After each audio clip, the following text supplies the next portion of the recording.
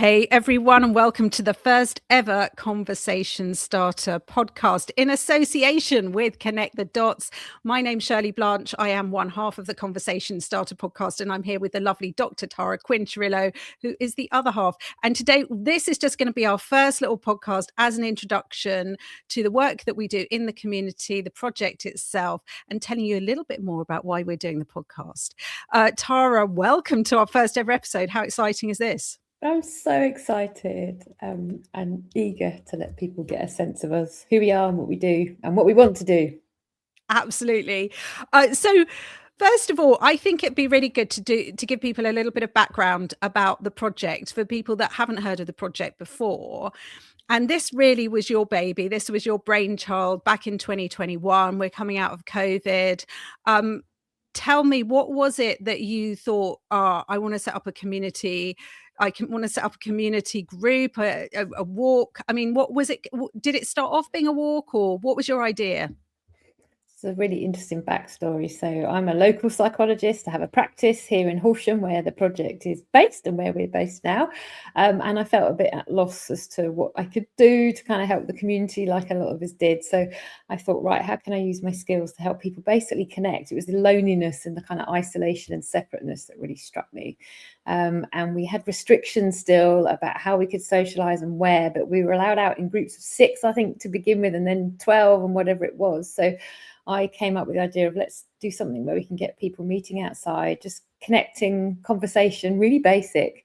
And originally I was going to have talking benches where I would get permission for us to have designated benches where people could meet and talk. But with social distancing, that wasn't allowed. So that's when I came up with the idea of walking. So that's where Walk and Talk came from.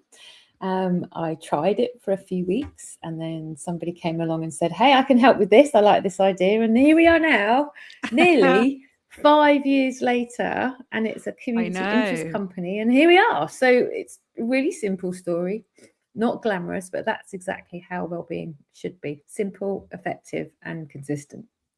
Yeah, and I remember coming along because I think we'd met up before you did the first walk, didn't we? Yeah. I'd reached out to you because I was recording another podcast at that time. And I really loved the idea of what you were doing in the community. And I really wanted you to come on that podcast. And I don't think we ever got around to doing it in the end because that one finished. And I remember, but you sort of said, oh, if you want to come along. And I thought, yeah, this sounds great because it is really something that I support. It's empowerment over our own health and well-being. And I remember coming along on that first walk and we actually had a lady there in a mobility scooter and she couldn't do the whole walk because she was going to run out of battery. So I ended up I remember just sort of sitting and chatting to her and you took everybody else off. And I think that's just a really great example about, when you go out and you do something and you set something up, things are always going to happen that you're not expecting. And that's why it does take more than one person to run a walk generally, because you don't know what's going to happen. And so it's always good to have that as an option. Our model is try and refine, isn't it? So I listened to a well-known podcaster a few years ago who said a lot of people will wait for an idea to be perfect before they execute it. And that often means that we don't do stuff. So this project has always been about get the idea, the risk framework's always in place, but there'll be some things that we learn as we go. And I think that's why we've carried on, because a lot of community projects, especially community interest companies, they don't last. Sometimes people want to get very big, very fast, or maybe the reasons for doing it aren't quite so clear. And we're slow, we're small, we grow, but we are very consistent. And I think that's why we work. So we try stuff and we're not afraid to try it. If it doesn't work, we refine, we pivot. And I think that shows.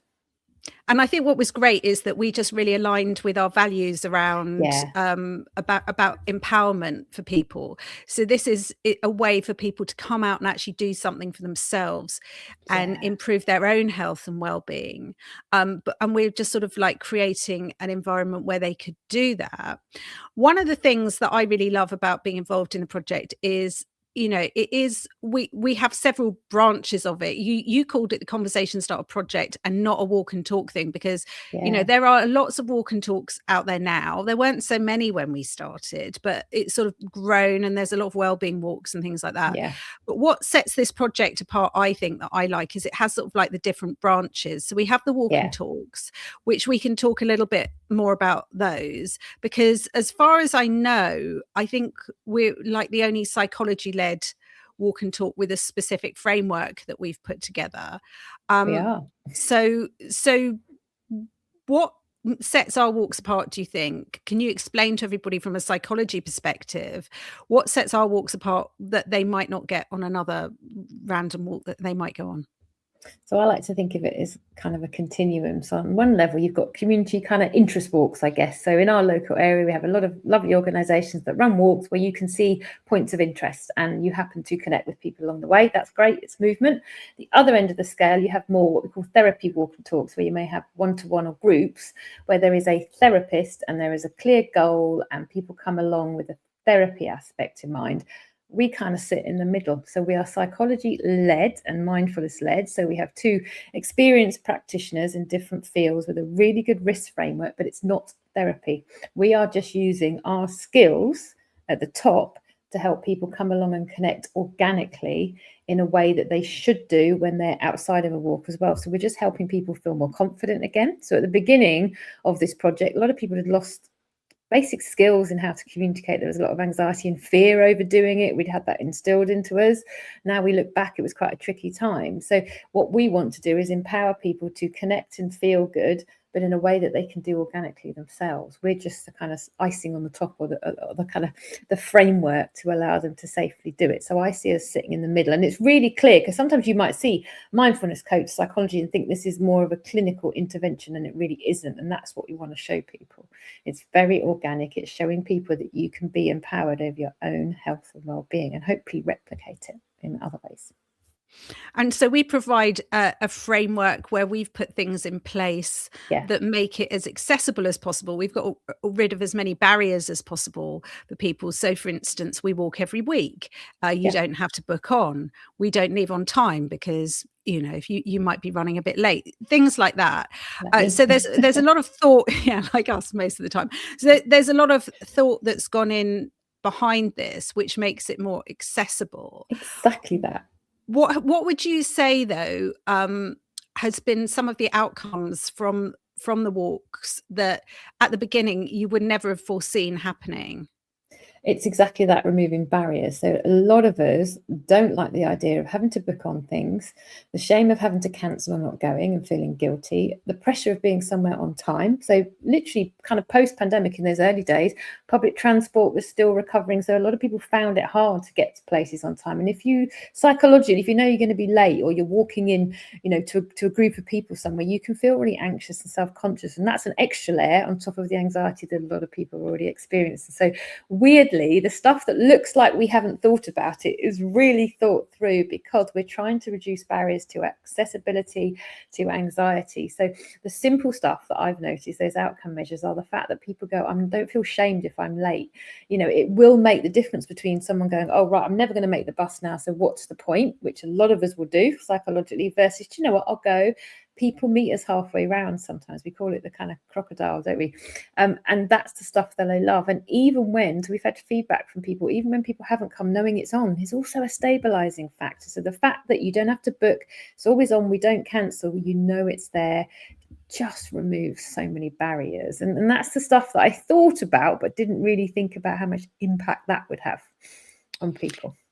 It's really fascinating. The one about people knowing it's just knowing it's there if they need to come to it is not something I would have ever considered having such an impact that it does. So you're not even coming on the walk, but somehow you find it reassuring to know that there's a place in the world that you can go to if you need to, and that it's always there for you. And that's the thing I love. It's really the if and when. Yeah. Because a lot And of people don't come every week, do they? And that's a big yeah, thing. It's not a group you sign up to and there's so many sessions. That's the more kind of therapeutic walk and talk type models, or even, you know, groups indoors. The idea with this is that some people come and they come all the time. Some people come because they have a blip or something going on in their lives and they might get referred through a third party. You know, we have different referral pathways, and that's how it should be. So some people knowing, and we've had people that have come back when something else has been happening, or maybe haven't come for a year and then come back, and we love that. They know that we're there, and that's really special, but not something we could have predicted. And that's the aspect of community, isn't it? Yeah. So you're actually creating another community Yeah. in a walk and talk setting, but it's another support community for people to be able to come back, find some familiar faces if they haven't been for ages, not feeling shame. It's just that welcome. We are just welcome back, and it's great to see you. Tell us what you've been up to, and catching Genuinely up with as well. people. Genuinely, Yeah. yeah. Yeah. The other aspect as well, isn't it, is that it's giving people in this world where so much stuff has moved online, the ability to actually connect with nature, but in a way that's not overwhelming, and a way that's accessible for most people, just finding a green space. But it's not overwhelming in terms of the distance that people have to walk, because that can put people off sometimes, especially if they've got physical health challenges. So you're not having to climb over stiles and walk through fields for miles. So sometimes that can be a little bit off-putting. But also this organic connection to other people, which I think is something that we're losing more and more the more people move online, is having that organic connection of being in a space with people, feeling their energy, picking up on them, all of those things. Do you think from a psychology perspective and a neuroscience perspective, they have a huge impact, don't they? It's like the perfect convergence of things. So although it was started up off the back of the pandemic and people may be losing confidence, having a bit of fear, anxiety about socializing, it's also, we run quite a preventative model anyway. So the idea is this is something you do and build into your routine rather than just maybe waiting for things not to be so good. But it's also the fact that we're really mindful that we're becoming more digital, more techie. And people, you know, we've had people, you know, they're on Zooms all day and they think they've connected with people. Well, you have technically, but you haven't in terms of what the body and the mind need. And we know, you know, the kind of neuroscience from being out in nature is another whole incredible thing. Walking and talking, processing emotions when you're looking at natural shapes, much more efficient, decision making so much, but also the fact that we physically need to be in the proximity of other people. It's not enough to just collect digitally, and there are changes in the brain that happen and changes in our physical health when we're not doing that. So just simply walking alongside another human being, having that connection, there's parts of the brain that essentially light up on scans when we have that, and we want to try and keep that going forward. So it's not just a post-pandemic thing, it's a pre-digital age taking over thing, I think, as well. And there's so much evidence coming out about the importance of light and how light actually affects us, and getting that natural light. It's not the same as being stuck inside under artificial light, for your eye health, but also for your circadian rhythm, for your sleep, and all these other things. Really, really important. We are really lucky that we have two venues that we do our walks at, don't we? We do our walk on a Wednesday morning in Horsham Park at 10 a.m. And we also do a lovely lunchtime walk in Southwater, around Southwater Country Park, where you've got the lake. And I just think having that walk around the lake and having that view of the water, that's just so calming as well. But I love the fact that people come along on these walks and they make these organic friendships. That to me has been such a joy, is to see the way that people, because you're going to find people that you like and people you don't like wherever you go, and people you connect with and people you don't connect with so much. But having the ability to be able to go somewhere, meet people organically who are outside of your normal circle, who you might be able to confide in a little bit more because they don't know other people that you know, so it's not going to get back to them, and you kind of, you're creating this whole new support network for yourself. I think that's really fascinating. We do share differently, and sometimes as well, you know, we're human beings, we don't, you know, there's a lot of kind of cognitive bias. We don't want to burden our family or friends. We may not feel that we can be our authentic selves, but there is something around connecting with people you don't know in the early stages so well, and they're not part of your everyday life in that way. But also the really important thing to say is there's that wonderful element of connecting with different people, but it's also safe. So we have a really good safe safeguarding and kind of risk framework so that people don't have to worry about all of those extraneous things, which are important. They can just get on. We want them to just turn up and get on and connect and move their bodies. It's so ridiculously simple that sometimes I think, is there something missing? But there isn't. Don't have to overthink this stuff. It's just gentle movement in nature, really accessible for people to get to. You're not having to travel miles to a nature reserve. Nature is just about looking at natural shapes. And there's enough neuroscience to show that walking around Horsham Park, walking around Southwater Country Park is just as good as a big long drive to a nature reserve somewhere else. And that we're kind of removing the barriers of risk and things that people might naturally worry about, or family and friends may worry about. So we might have people that refer family members, or we have people maybe that have moved to be closer to children and grandchildren, but then they might be worried about who they're connecting with. So there's a lot of boxes we tick in a really simple way. And the biggest thing we should also say is it's free. We don't charge for our walks. So not only do you not sign up, but you don't have to pay. So how many things are there in the community where it is free? And we're volunteer-led, grassroots. Really important to say that. So that's how we're sort of giving back to the community. So glad you mentioned about the safeguarding. Shout out to Richard, our safeguarding lead, who had so many years experience with Surrey Police. Amazing. To have him as a resource to be able to help us with our safeguarding policies and any safeguarding issues that might arise is so incredible. And also to all of our volunteers, because we are really blessed with some of the best volunteers. We are. And people love them. Yeah. And so just wanted to do a shout out for all of our amazing volunteers, because we wouldn't be able to do this without them. And it is all volunteer led as well, and it takes a lot of our lives up. And sometimes they walk in the rain and the wind and it's a heat wave and whatever, and they are there. And they are there to help people connect. So one thing that's really important is people don't come along to walk with a volunteer. It's not a one-on-one thing. Our volunteers are there to help facilitate organic connections between our walkers, so members of the public connecting with each other. But they're also there, they're safeguarding trained to keep an eye on dynamics, to keep an eye on other things. So you can just get on with the important stuff. That's the most important thing about the model, isn't it? So yeah, absolutely. And I think the walk and talks are brilliant, and they're probably what we're most known for. But we actually do more than just walking and talking. And the whole idea behind the project is you didn't call it conversation starter walks or anything like that. It was that the conversation starter project was that it could have all these different branches coming off of it.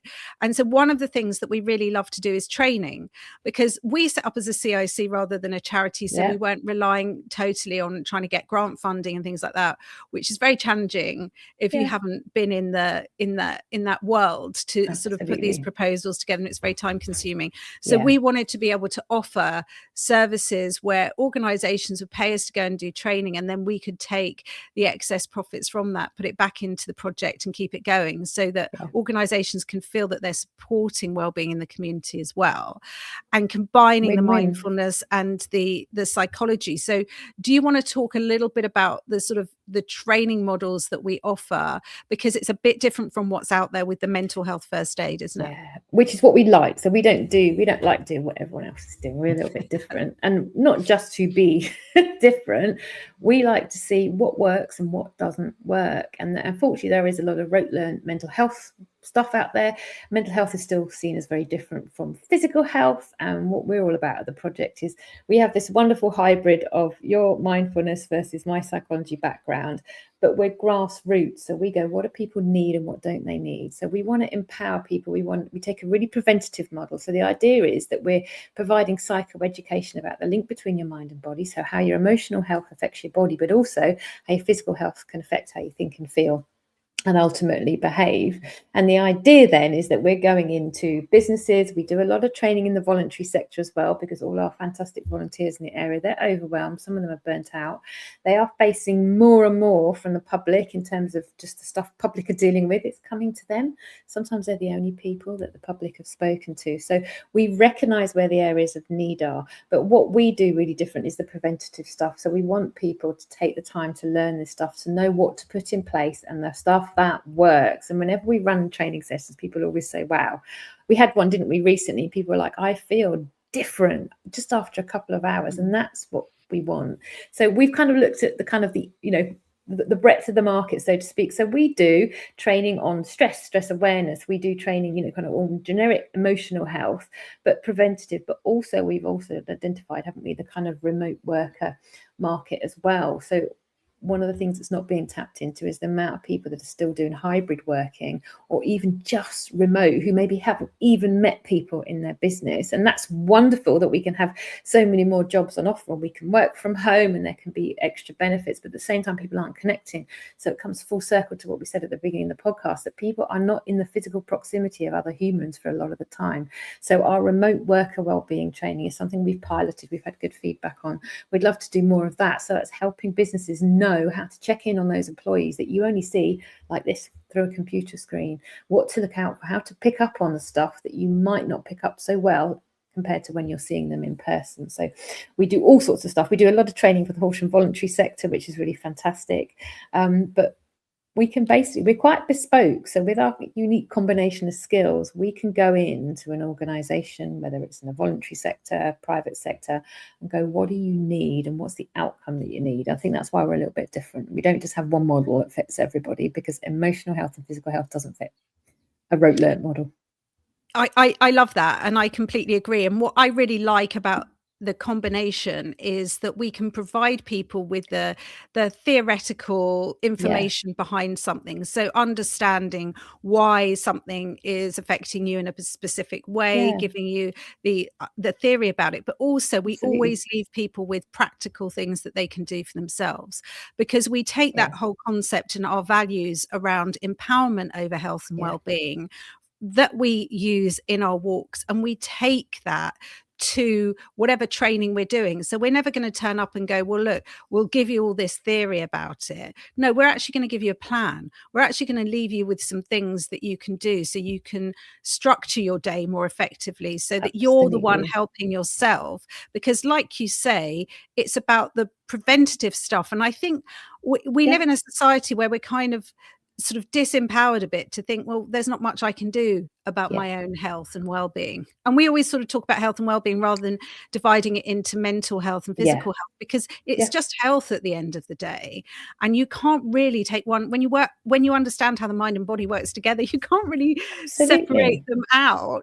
And so I really like the fact that we can give them the sort of psychology background to it, and some practical mindfulness sort of tools that they can take and put into practice in their everyday lives. We both combine that in our work anyway. And so being able to take that and make it accessible to people and easy to communicate, isn't it? Because some of this stuff I think can be quite highbrow. It can be a little bit boring, or it can just be overwhelming, can't it? Where do I start?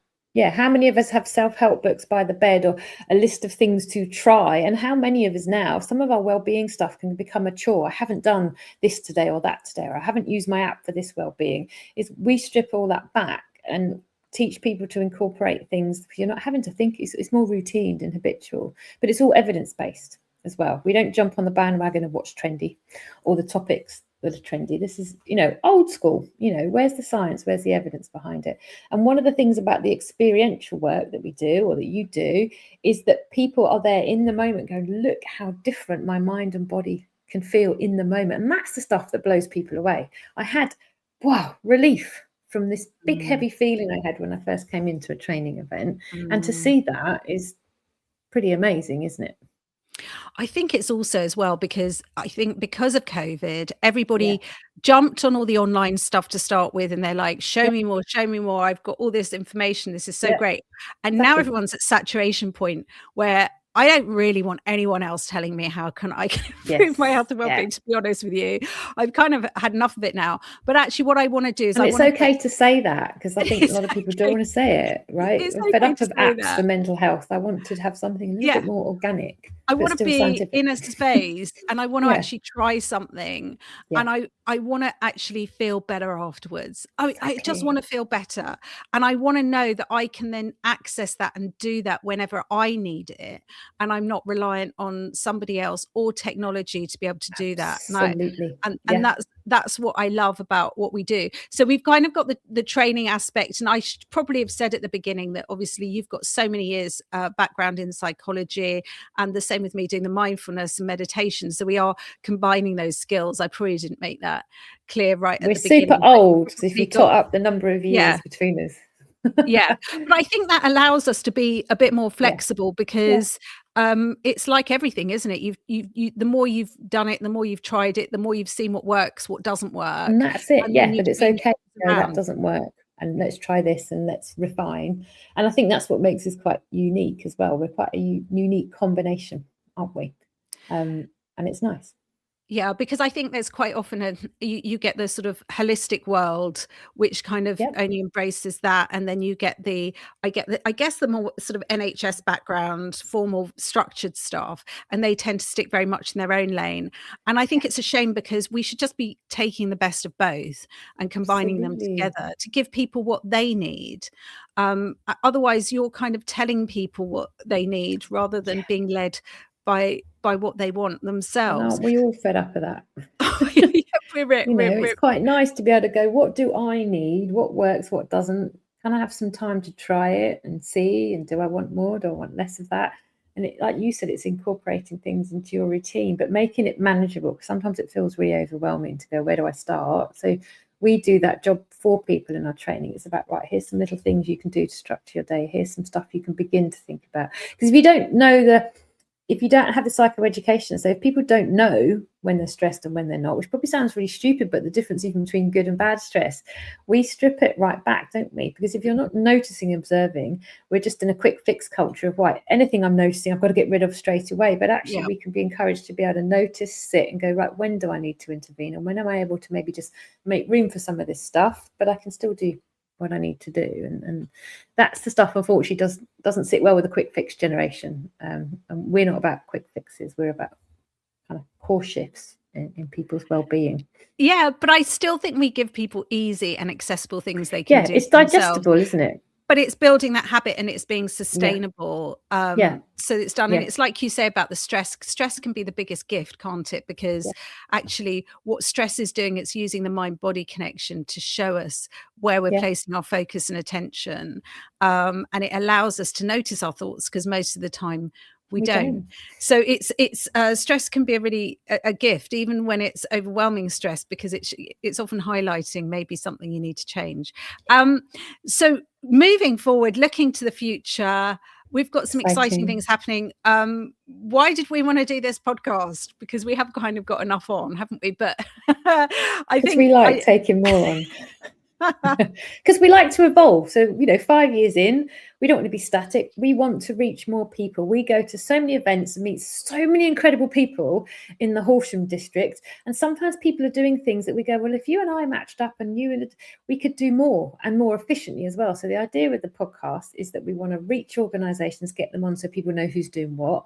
Maybe it can lead to more collaborative stuff, but also to kind of funnel it down is all of the people that we will have on our podcast are also human beings with lived experiences of all sorts of stuff. Is we want to pull out some of the psychology of that, don't we, and make it a really lovely, quite bespoke podcast. So hopefully there'll be something for everybody to take away. And also, I think showcasing what amazing things we've got going on in our own community, because we've got some fantastic organisations in our community doing amazing work. And one of the things that we noticed when we first started doing this was how much was going on and how many community groups there were, but no one seemed to know what anybody else was doing. And had to get hold of them. And so one of the things I think we sort of thought with this podcast is actually it's so that people can see what other people are doing, but also putting a face to the name of an organization, getting an idea of the energy and the people behind it, because again, that makes it more accessible, because people are less intimidated about going along and trying something new. And that's why we've sort of collaborated with the Connect the Dots initiative, which is a great PHA initiative where you can go on connectthedots.uk. You can, if you've got a community group, you can sign up to their community directory for free. It shows you what's going on in the area that you're living in. And so it's just about bringing people together so that they can know also who to refer other people to as well. It's about removing barriers again, isn't it? Yeah. I don't know. I need something, but I don't know what or where to go. So sometimes that leads us a bit of decision paralysis, doesn't it?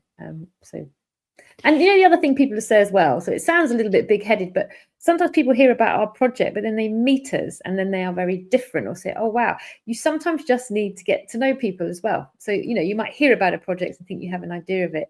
We want people to get to know us and who we are and what we do and our ethos. And what better way to do that than having nice discussions with community people?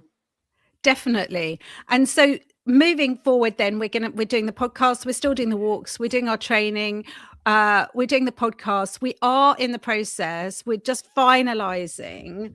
Got a kind of prototype here. We are finalizing our walk and talk leader training packs, which is full of amazing things if somebody wants to set up their own walk and talk pack. So we are in the process that those will be coming out soon.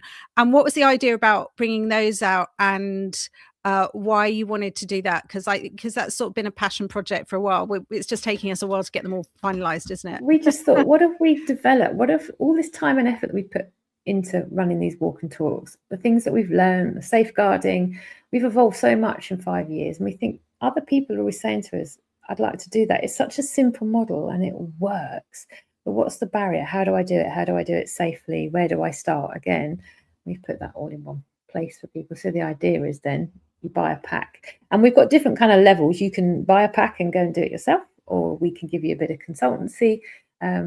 So again, our email's at the bottom here, but you can email us if you're interested in finding out more about how we can help you set one up. It's not under the Conversation Starter Project name. That's really important. So we're selling the packs. You start it yourself. You run it yourself. You give it your own name. We're just there to provide a framework for you and to help you to get something from it. So maybe that's something important to just bring at the end here, that we don't just run this to help other people. We get as much from running it. It's my stabilizer for my emotional health. So it's a wonderful thing to be able to do for other people. And we know the science of compassion and helping others is so good for our own well-being as well. Well, giving is one of the 5 ways to well-being, isn't it? And I think you're right. I think when you do something and you see the impact that it's having in the world, and how some really sort of simple strategies can make a huge difference in people's lives. You kind of want other people to be able to share that as well, because it's a ripple effect, and that's how we make change, isn't it? It's it's these small things, and that's what community is all about. It's connecting, making these small changes from the ground up, not top down, grassroots up. And that's how we change our community. That's how we change the world. And this is just us, I guess, just doing our little bit. And hopefully, if you've got to the end of this very first episode, you'll go, they're not too scary. I'd like to come on and talk to them. So if anyone's watching this and you're in the Horsham district and you want to come on and talk to us, drop us an email. And we also have a sign-up form and things. So we've made it really easy. Let us know what you want to talk about, and let's get chatting. Let's start new conversations. Yep. Connecting communities, one conversation at a time. If you're interested and you want to find out more about what we do, you can see that our website is there, conversationstarterproject.org.uk. We're on Facebook, we're on Instagram mainly, aren't we? We have other social media accounts, we're on LinkedIn, but those are the ones that I guess we use most of the time. Tara, is there anything else you want to say before we finish today? Only thank you for taking the time to listen to us. And even if you only tell one other person about it, that's going to help start new conversations. So make your actions, have a look at our website and our social media, see what we're about, but also tell people about us, because that's how we get to meet new people and start conversations.